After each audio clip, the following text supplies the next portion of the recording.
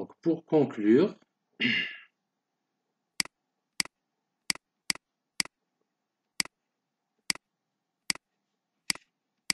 on dit que un ensemble de vecteurs V1, V2 jusqu'à Vn est linéairement dépendant si la combinaison, bien sûr, la combinaison linéaire A1, V1 plus jusqu'à AN, Vn égale à 0 implique que tous les AI doivent être non nuls. Et le contraire, c'est l'indépendance. D'accord? Donc ici, c'est la dépendance. Et pour l'indépendance,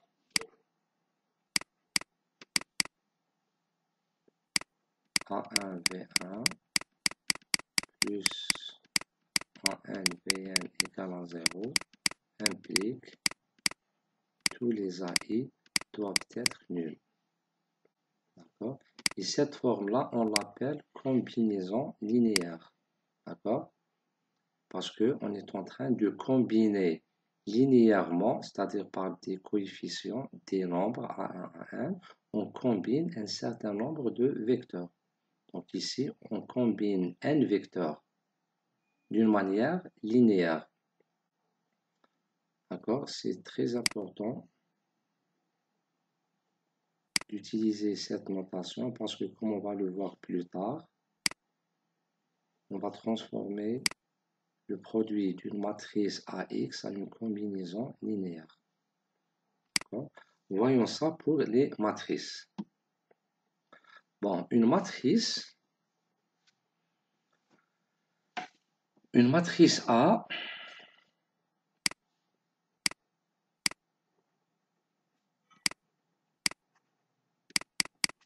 une matrice par exemple n fois n, appelée A, peut être vue de la manière suivante. Un ensemble de colonnes. Donc colonne 1 jusqu'à colonne n. Exemple, par exemple, A égale 1, 2, 3, 6, 7, moins 2 et 4, 0, 1. Dans cette matrice, nous avons 3 colonnes. C'est la vision de colonnes. Donc, à partir de cet instant, on va voir la matrice, ou on va voir n'importe quelle matrice, on va la voir comme un ensemble de colonnes. Donc ici, la matrice A, elle est constituée de 3 colonnes. Colonne 1, colonne 2 et colonne 3. D'accord?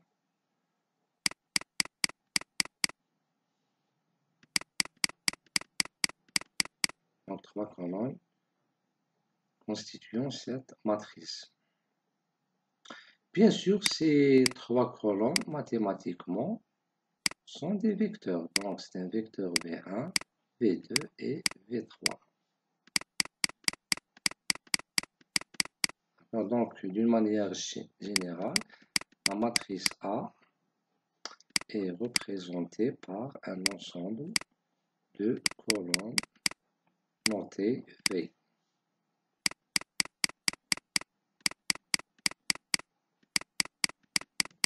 D'accord?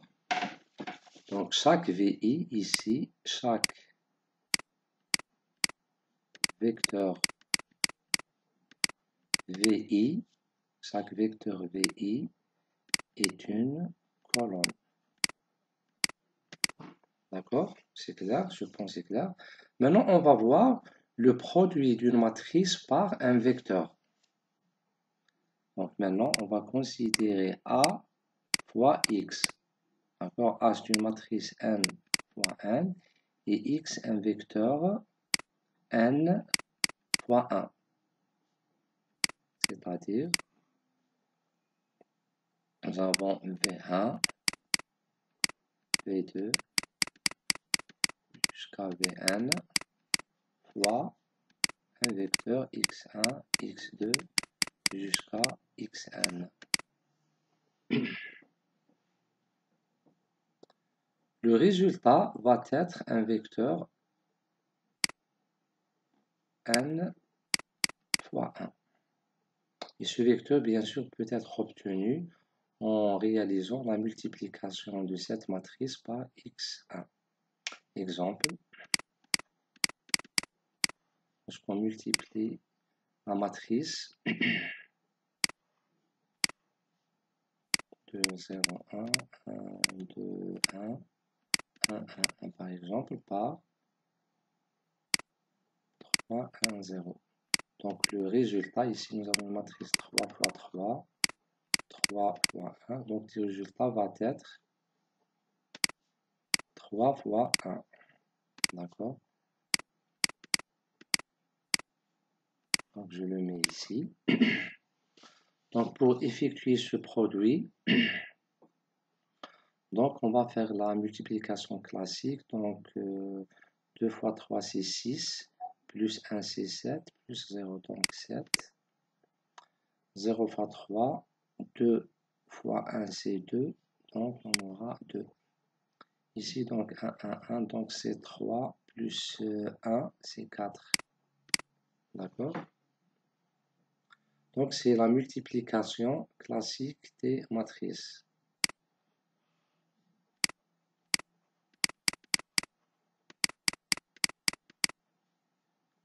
Multiplication ordinaire d'une matrice par un vecteur. Mais moi, j'aimerais bien vous montrer comment multiplier, comment faire cette multiplication en utilisant les colonnes de la matrice A. Je vais considérer le même exemple. Qu'est-ce que vous en dites si on fait comme ça? Donc 2, 1, 1, 0, 2, 1, 1, 1, 1. Multiplié par 7, 2, 4. Je vais prendre chaque colonne de la matrice. Donc la première colonne, c'est 2, 0, 1. Et je la multiplie par 7. Le premier élément. Donc le premier élément du vecteur multiplié par la première colonne de la matrice. Donc multiplié par 7. Plus, je prends la deuxième colonne, 1, 2, 1, multiplié par le deuxième élément du vecteur, qui est 2.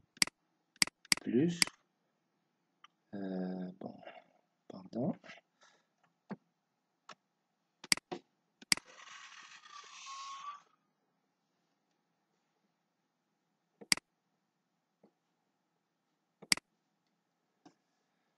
Bon, j'ai dit la troisième colonne, c'est 1, 1, 1, multiplié par 4. Donc, vous voyez bien comment on peut réaliser la multiplication d'un vecteur par une matrice. Donc, on prend chaque colonne, donc considérez la colonne 1, 2 et 3. Chacune va être multipliée par le coefficient correspondant du vecteur x. Voyons le résultat. Donc, on va voir 2 fois 7, c'est 14, plus 2 fois 1, 14 plus 2. Pardon. 7, 2, 4. Pardon. Je m'excuse.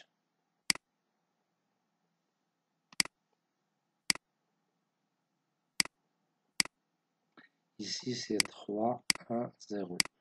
Pardon. La valeur du coefficient ici, c'est coefficient c'est 3, 1.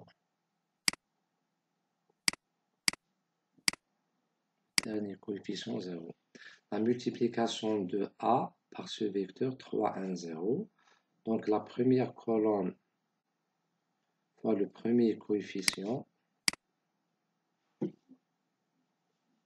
Donc la première colonne fois le coefficient 3. D'accord? Voilà, première colonne par le coefficient 3.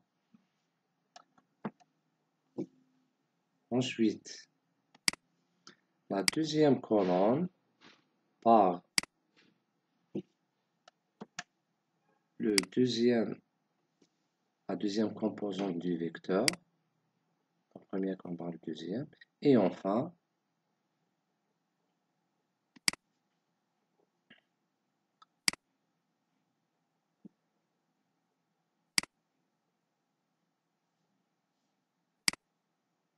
la troisième colonne par le troisième élément du vecteur. Donc, la somme, cette somme, donc le résultat va être 3 fois 2 plus 1, donc 6 plus 1 plus 0, donc c'est 7. Le deuxième élément, 3 fois 0, plus 2 fois 1, 2, donc ici 2. La troisième composante, c'est 3 fois 1, c'est 3, plus 1 fois 1, c'est 4, plus 0, et donc c'est 4. Donc, comme vous le voyez, on aboutit, on trouve le même résultat. Donc, cette méthode est appelée la multiplication d'une matrice par un vecteur en utilisant les colonnes de la matrice. Donc, généralement, ce produit-là, A fois X, revenons à cette équation. Donc, ce produit peut être exprimé de la manière suivante. Donc, c'est V1, c'est la première colonne, fois X1.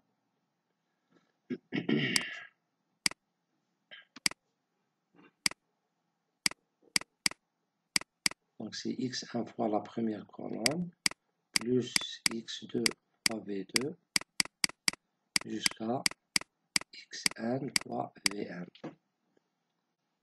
Donc, c'est le produit de A fois X. Donc, qu'est-ce que vous constatez ici?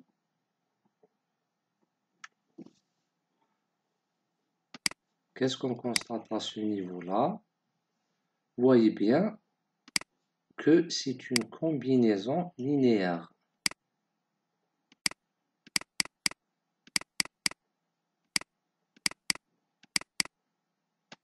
D'accord? C'est une combinaison linéaire. Donc, le produit d'une matrice par un vecteur est une combinaison linéaire. C'est très important.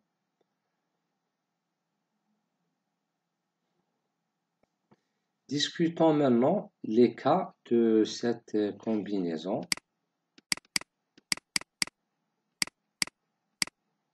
Discussion. Donc, nous avons AX égale X1 V1 plus X2 V2 plus Xn Vn. Nous avons deux cas. Donc, si V1, V2, c'est-à-dire les colonnes de A sont dépendantes,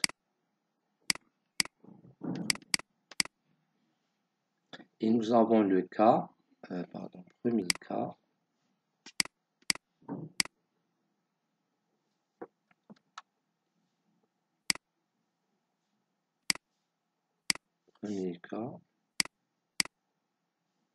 et le deuxième cas. Si V1, V2 jusqu'à Vn sont indépendants.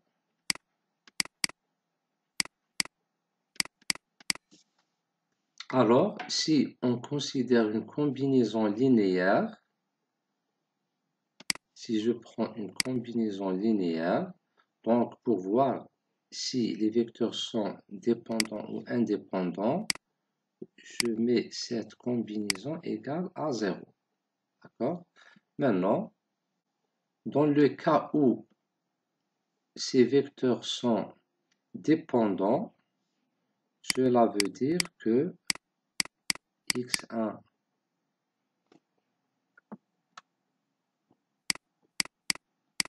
x2 jusqu'à xn sont tous différents de 0. C'est le cas de dépendance. Et pour le cas d'indépendance, donc les x1, x2 jusqu'à xn sont tous égaux à 0. Dans ce cas, qu'est-ce qu'on peut dire? Dans le cas de dépendance, puisque les x, y sont différents de 0, donc on peut exprimer n'importe quel vecteur en fonction des autres vecteurs. D'accord? C'est-à-dire, on peut, par exemple, exprimer V1 en fonction de V2 jusqu'à Vn. Ici, c'est le contraire. On ne peut pas exprimer un vecteur en fonction des autres. Donc, quelle est la conclusion? La conclusion, c'est quoi? Le cas qui m'intéresse, c'est le premier cas. Premier cas. Donc, si les VI sont dépendants, alors AX égale 0 est équivalent à déterminant A égale à 0. Parce que cette écriture-là est équivalente à x1 v1 plus xn vn égale à 0. C'est-à-dire qu'il y a une relation qui lie tous les VI, ce qui veut dire que les vecteurs sont dépendants. Parce qu'ici, la combinaison linéaire existe réellement. La combinaison, ici, la combinaison linéaire existe. C'est-à-dire les AI, si j'utilisais des X ici, les XI sont différents de 0. C'est-à-dire qu'on peut trouver une combinaison linéaire. Et puisqu'on peut trouver une combinaison linéaire, donc certaines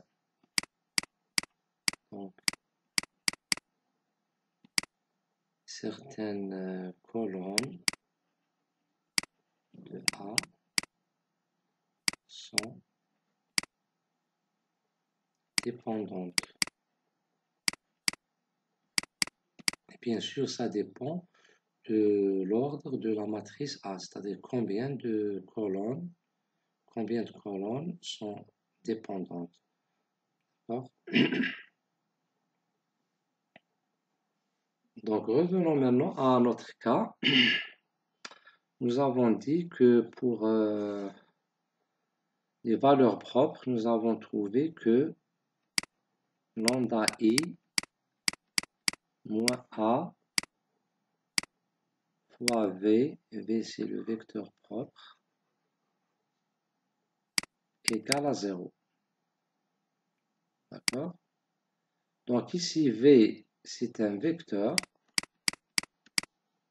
Donc ici, nous aurons un lambda I moins A fois les composants du vecteur V.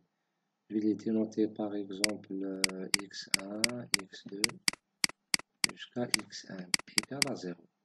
Donc ici, nous avons, si vous voyez le A moins lambda I comme une matrice, et cette matrice possède des colonnes.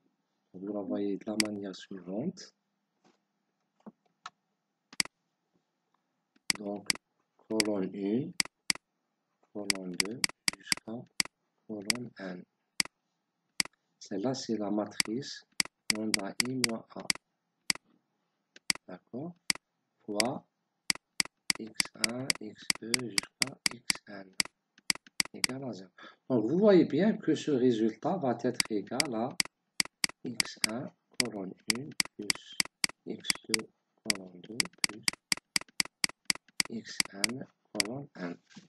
Donc, on voit clairement qu'il y a une relation linéaire entre les colonnes de la matrice A.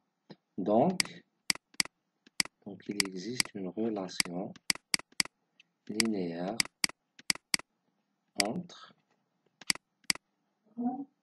les colonnes de A. Cela veut dire quoi? Que les colonnes de A sont dépendantes. C'est-à-dire qu'il y a une relation entre les colonnes. Par exemple, colonne 1 égale à 3 colonnes, colonne 2 égale, exemple,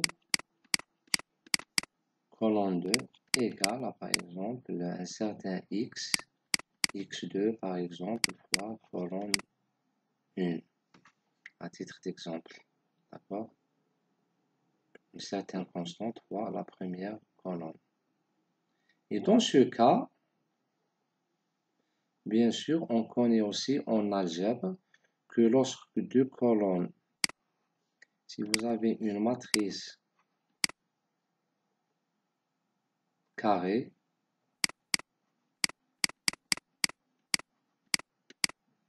si vous avez deux matrices et deux colonnes qui sont liées,